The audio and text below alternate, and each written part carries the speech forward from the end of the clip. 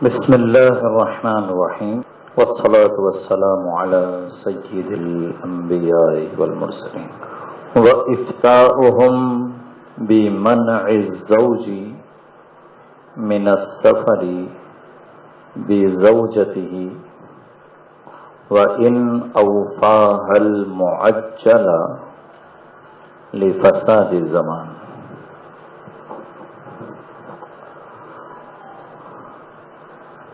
پہلے کے سفروں میں لوٹ مار ڈاکہ زنی یہ عام تھا، بلکہ اعلیٰ حضرت نے بھی وہ ایک شعر میں اشارہ کیا ہے نا، ہیلے بہانے والوں کو یہ راہ ڈر کی ہے، ہم کو تو اپنے سائے میں آرام ہی سے لائے، ہیلے بہانے والوں کو یہ راہ ڈر کی ہے. یعنی حرمین طیبین کے راستے میں بھی حجاج کے قافلوں کو لوٹ لیا جاتا تھا اور ان کے اموال بھی محفوظ نہیں تھے، کیونکہ پہلے نہ سڑکیں تھیں، نہ چیک پوسٹیں تھیں، نہ کوئی مخصوص راستے تھے. آج راستے بھی مخصوص ہیں، وہ بھی کوریڈور ہوتے ہیں، اس پر چیک پوسٹیں ہوتی ہیں، پھر آپ کا جو موٹر وے کی پولیس ہے وہ بھی گردش کر رہی ہوتی ہے. ان تمام انتظامات کے باوجود آج بھی ہمارے ملک میں وہ جو فرانس سے آئی ہوئی عورت تھی، اس کے ساتھ جو جبری زنا کا واقعہ ہوا، تو سفر جو ہے وہ عام طور پر جان و مال کا اس میں تحفظ نہیں ہوتا. تو یہ تو آج کا دور ہے، تو پھر آپ اور زمانے ماضی میں چلے جائیں تو کس قدر عدم تحفظ ہوتا ہوگا. تو جب فساد زمانہ ہو یا فساد زمانہ رائج ہو جائے تو فقہا نے مرد کو اپنی زوجہ کے ساتھ سفر کرنے سے، یعنی سفر میں صرف یہی دو افراد ہیں تنے تنا اور یہ سفر کر رہے ہیں، تو فقہا نے اس کو منع کیا. عزت کے عفت کے ضائع ہونے کی بنا پر، اگرچہ اس نے اس کا مہر معجل ادا کر دیا، یعنی مہر معجل ادا کر دیا، تو اب عورت سفر سے اس سے اس سے کسی چیز سے اس کو منع نہیں کر سکتی، کیونکہ مہر جو ہے وہ اسے مل کے بدا کے عوض ہے. تو جب وہ اس نے مکمل ادا کر دیا تو اب عورت اپنے آپ کو روک نہیں سکتی. لیکن فساد زمان کی وجہ سے فقہا نے شوہر کو روک دیا کہ وہ اپنی زوجہ کو سفر میں رکھے. ٹھیک ہے، ورنہ شریعت میں اجازت ہے کہ جب مہر معجل ادا کر دیا تو مرد جہاں چاہے عورت کو سفر میں لے جا سکتا ہے، عورت منع بھی نہیں کر سکتی جب شریعت نے منع نہیں کیا. لیکن یہ جو ممانعت آئی ہے یہ فساد زمان کی وجہ سے.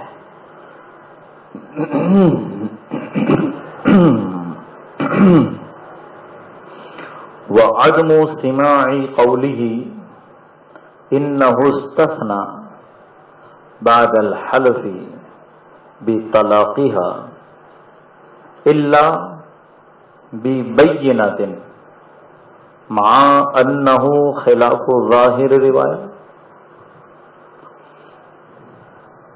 یمین جو ہے وہ صاحب قول کی معتبر ہوتی ہے کہ اس نے کیا کہا کیا نہیں کہا، لیکن جب اس کا قول ظاہر کے خلاف ہو جائے یا اس کا قول خود اس کے لیے منفیت کا فائدہ دے رہا ہو یا وہ خود مقام تہمت کے اندر ہو، تو پھر اس صورت میں اب اس کے قول کا اعتبار نہیں کریں گے جب تک کہ بینہ لے کر نہ آ جائے. تو اب وہ اس بات کا تو اقرار کر رہا ہے کہ ہاں میں نے اپنی بیوی کو طلاق دی ہے، لیکن اس نے یہ بھی کہا کہ میں نے ساتھ یہ بھی کہا تھا انشاءاللہ یا الا ماشاءاللہ. تو اب ظاہر ہے کہ اگر کوئی متصلاً یہ کلام کرے تو طلاق واقع نہیں ہوتی، کیونکہ اللہ تبارک و تعالیٰ کی مشیت تو کسی کو نہیں پتا. تو اس وجہ سے مرد نے جب طلاق کا اقرار کر لیا اور ساتھ ہی اس سے استثناء کا بھی قول کیا، تو اب استثناء کرنے پر، کیونکہ جب اس نے یہ کہا کہ میں نے طلاق دی ہے تو وہ تو اپنے ہی اوپر قاضی ہو گیا، اس کی قضا اس کے اپنے اوپر آ گئی کہ میں نے طلاق دی ہے. لیکن اب یہ جو دوسرا قول لے کر آ رہا ہے کہ میں نے استثناء بھی کیا ہے، یہ اس قضا کو اپنے آپ سے ہٹانا چاہتا ہے. تو جب خود اس نے قضا نافذ کر لی اور اس قضا کو اپنے آپ سے ہٹانا چاہتا ہے تو یہ مقام تہمت میں ہے. لہذا اس صورت کے اندر اب اسے بینہ لانی پڑے گی، صرف اس کا قول یمین کے ساتھ معتبر نہیں ہوگا. ٹھیک ہے؟ تو کہہ رہے ہیں کہ مرد کا قول، کون سا قول؟ کہ اس نے طلاق کے حلف کے بعد استثناء کر دیا تھا، اس کی یہ بات نہیں سنی جائے گی مگر بینہ کے ساتھ. حالانکہ یہ جو بات ہے یہ ظاہر الروایہ کے خلاف ہے. وَعَلَّلُوهُ بِفَسَادِ زمان، اور اس کو انہوں نے فساد زمانہ پر معمول کیا کہ لوگوں کے امور میں اس قدر فساد ہو گیا کہ لوگ اب حلال اور حرام کی تمیز چھوڑ گئے. کہتے ہیں کہ فی رد المحتار عن الخیر رملی انہ قال اقول حیثما وقع خلاف وترجیح لکل من القول فالواجب الرجوع الى ظاہر روایہ. کہ بھائی جب دو قولوں میں سے ہر ایک میں اختلاف بھی ہے اور ہر ایک کو ترجیح بھی ہے، تو پیچھے بھی آپ پڑھ کر آئیں کہ ترجیح جب مختلف ہو جائے تو ظاہر الروایہ جو ہوگا اس کو لے لیا جائے گا. لِأَنَّ مَا عَدَاهَا لَيْسَ مَذْهَبًا لِأَصْحَابِنَا، کیونکہ ظاہر الروایہ کے ماں سوا وہ تواتر کے ساتھ ہمارے اصحاب کا مذہب نہیں ہے. وَأَيْضًا كَمَا غَلَبَ الْفَسَادُ فِي الرِّجَالِ غَلَبَ فِي النِّسَاءِ، کہ بھائی جب عورتوں کے اندر فساد، مردوں میں جب فساد غالب ہوا ہے تو عورتوں میں بھی تو ہوا ہے. فقط تکون کاریہۃ لہو، تو ممکن ہے کہ عورت وہ اس مرد سے خلاصی چاہ رہی ہو بلا وجہ، فتطلب الخلاص منہ، اور اس سے چھٹکارا چاہتی ہے. فتفتری علیہ، پس اس نے اس کے اوپر افترا باندھ دیا، جھوٹ بول دیا. فیفتی المفتی بظاہر روایہ الذی هو المذہب، تو ایسی صورت میں مفتی ظاہر الروایہ پر فتویٰ دے گا کہ جو اصل مذہب ہے. وَيُفَوَّضُ بَاطِنَ الْأَمْرِ وَيُفَوِّضُ باطن الامر الی اللہ تعالی، اور جو حقیقت حال ہے، باطنی معاملہ ہے، اسے وہ اللہ تعالیٰ کی طرف کر دے گا کہ اللہ تعالیٰ بہتر جانتا ہے۔ فتعمل وانصف من نفسک، غور و فکر کرو اور اپنی ذات سے انصاف قائم کرو۔ قلت، تو فرماتے ہیں علامہ شامی نے پھر اس کا جواب دیا کہ فساد و ان کان فی الفریقین، کہ بھائی یہاں فساد مردوں میں بھی ہے اور عورتوں میں بھی ہے، لیکن اکثر العوام لا یعرفون ان الاستثناء مبطل للیمین، لیکن لوگوں کی اکثریت اس بات کو نہیں جانتی کہ استثناء جو ہے یہ یمین کو، یعنی اس تعلیق کو، اس طلاق کو باطل کر دیتا ہے۔ وَإِنَّمَا يَعْلَمُهُ ذَلِكَ حِيلَةُ بَعْدَ مَنْ لَا يَخَافُ اللَّهَ، تو یہ اس بات کو تو جانتے ہیں حیلتن، بعض وہ لوگ کہ جنہیں اللہ تبارک و تعالیٰ کا کوئی خوف نہیں۔ وَأَيْضًا فَإِنَّ دَعْوَى الزَّوْجِ خِلَافُ الظَّاہِرِ، اور زوج جو یہ کہہ رہا ہے استثناء کا، تو کہہ رہے ہیں کہ یہ بھی ظاہر کے خلاف ہے۔ فَإِنَّهُ بَدَعْوَى الْإِسْتِثْنَاءِ يَدَّعِي إِبْطَالَ الْمُوجَبِ بَعْدَ الْاعْتِرَافِ بِهِ، کہ جب اس نے پہلے طلاق دینے کا اعتراف کر لیا تو اب وہ طلاق موجب ہے، تو جب وہ موجب ہے تو اب یہ اس موجب کو باطل کرنا چاہتا ہے۔ فالظاہر ہونا خلاف قولی، لہذا ظاہر یہاں پر اس کے قول کے برخلاف ہے۔ فَإِذَا عَمَّ الْفَسَادُ، تو جب فساد عام ہو جائے، يَنبَغِي الرُّجُوعُ إِلَى الظَّاہِرِ، تو پھر ظاہر کی طرف رجوع ہوگا۔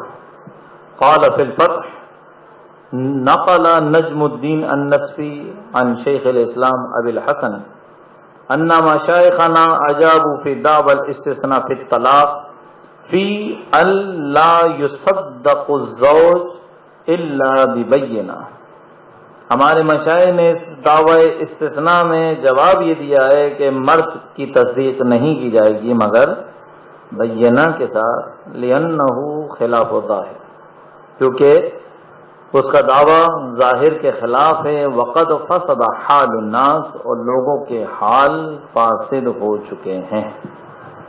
ٹھیک ہے جی۔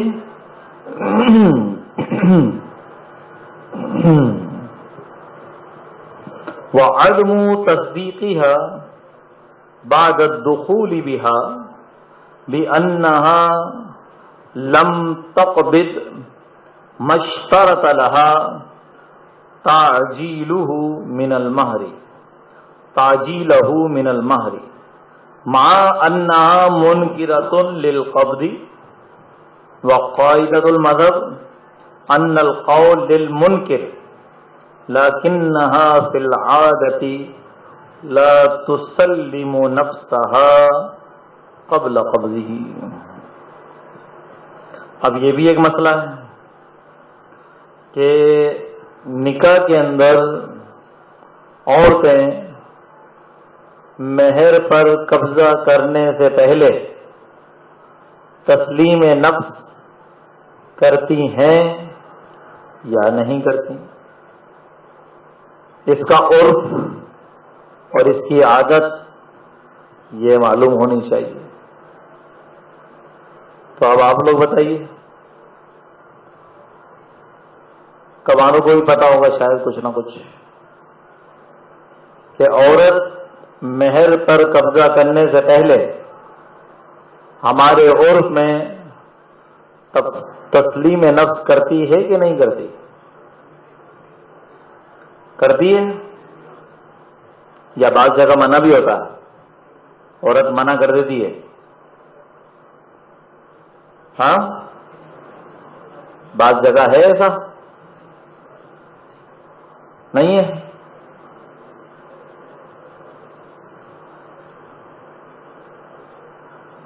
علامہ شامی علیہ رحمہ تو یہ کہہ رہے ہیں کہ عرف یہ ہے کہ عورت مہر پر قبضہ کرنے سے پہلے تسلیم نفس نہیں کرتی.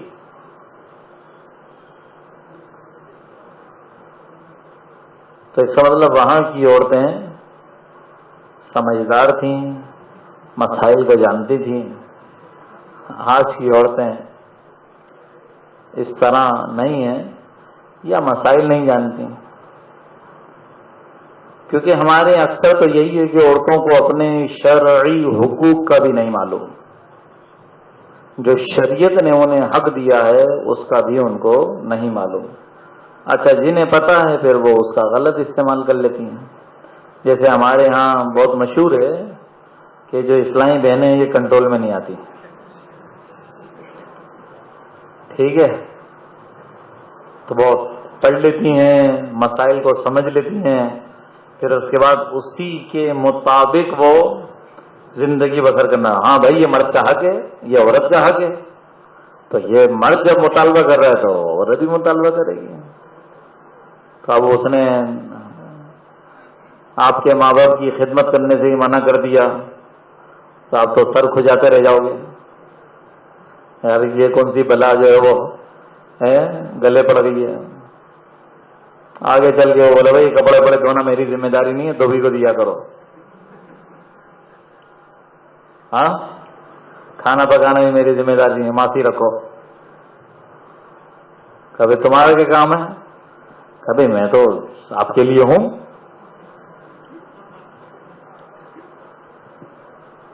ٹھیک ہے، تو دن بھر کو پھر دین کی خدمت کرنی ہے، رات کو اس نے آپ کی خدمت کرنی ہے.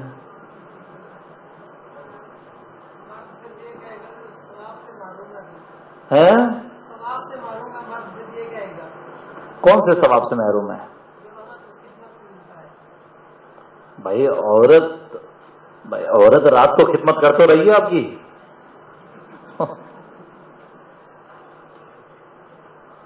جب آپ کی وہ خدمت ہوگی آپ دن بھر کی ساری خدمتیں بھول جاؤ گے.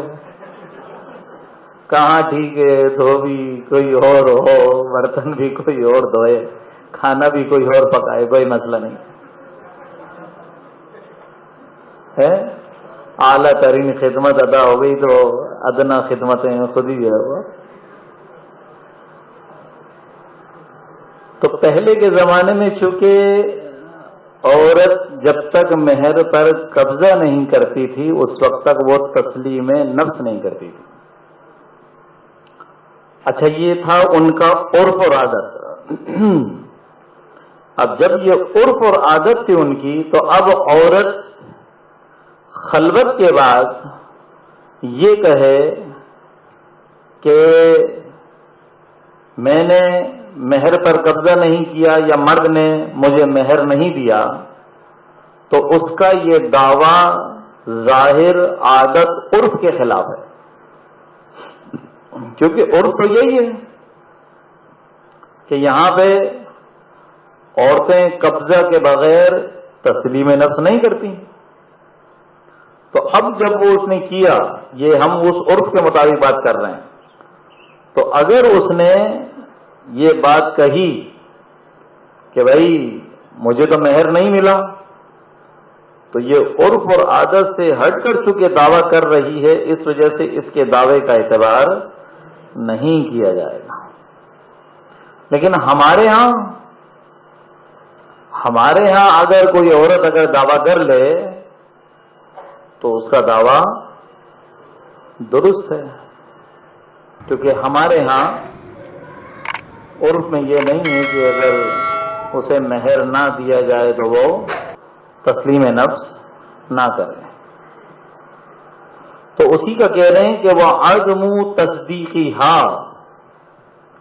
عورت کی تصدیق نہیں کی جائے گی بعد الدخول بہا، دخول کے بعد کس دعوے میں تصدیق نہیں کی جائے گی کہ بِأَنَّهَا لَمْ تَقْبِضْ مَشْتَرَطَ لَهَا تَعْجِيلَهُ مِنَ الْمَهْرِ، کہ جو اس کے لیے مہر معجل کی شرط لگائی گئی تھی ابھی تک اس نے اس مہر معجل پر قبضہ نہیں کیا اس کا یہ دعویٰ نہیں مانا جائے گا، مع انہا منکرہ للقبض، حالانکہ وہ قبضے سے انکار کر رہی ہے، اور انکار کرنے والا یمین کے ساتھ اس کا قول معتبر ہوتا ہے۔ وقاعدۃ المذہب، اور مذہب کا قاعدہ یہ ہے کہ ان القول للمنکر، کہ قول جو ہے یہ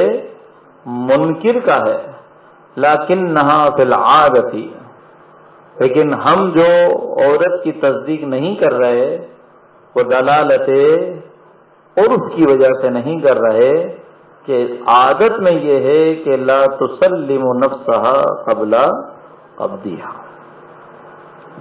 ٹھیک ہے جی۔ اگلا مسئلہ، وَقَذَا قَالُوا فِي قَوْلِهِ كُلُّ حِلٍّ عَلَيَّ حَرَامٌ يَقَعُ بِهِ الطَّلَاقُ لِلْعُرْفِ، کہہ رہے ہیں کہ جب مرد نے یہ کہا کہ ہر حلال مجھ پر حرام ہے،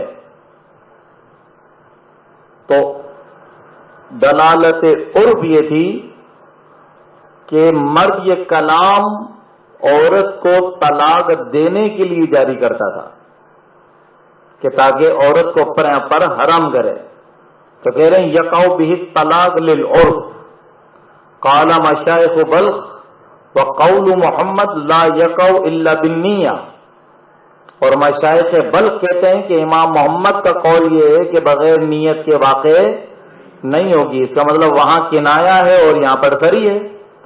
اجاب بہ علی عرف دیارہم، کہا امام محمد نے جو فرمایا وہ اپنے عرف کے مطابق، اما فی عرف بلادنا، ہمارے شہروں کے اندر، فیریدون بہ تحریم المنکوحہ، وہ منکوحہ کو حرام کرنے کا ارادہ کرتے ہیں اس کلام سے، فیحمل علیہ، لہذا قائل کے قول کو اسی دلالت عرف پر محمول کیا جائے گا۔ نقلہ العلامۃ قاسم ونقل عن مختارات النوازل ان علیہ الفتوی لغلبۃ الاستعمال بالعرف، کہ غلبہ استعمال کی وجہ سے فتویٰ اسی پر ہے۔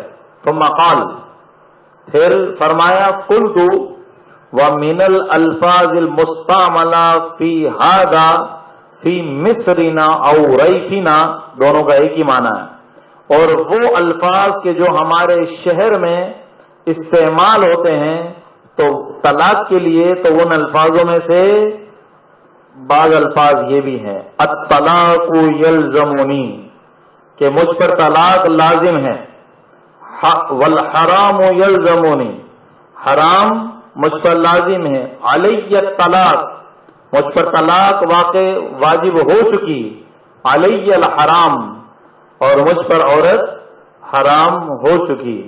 تو یہ الفاظ بھی عرف اور عادت میں طلاق کے لیے استعمال کیے جاتے ہیں۔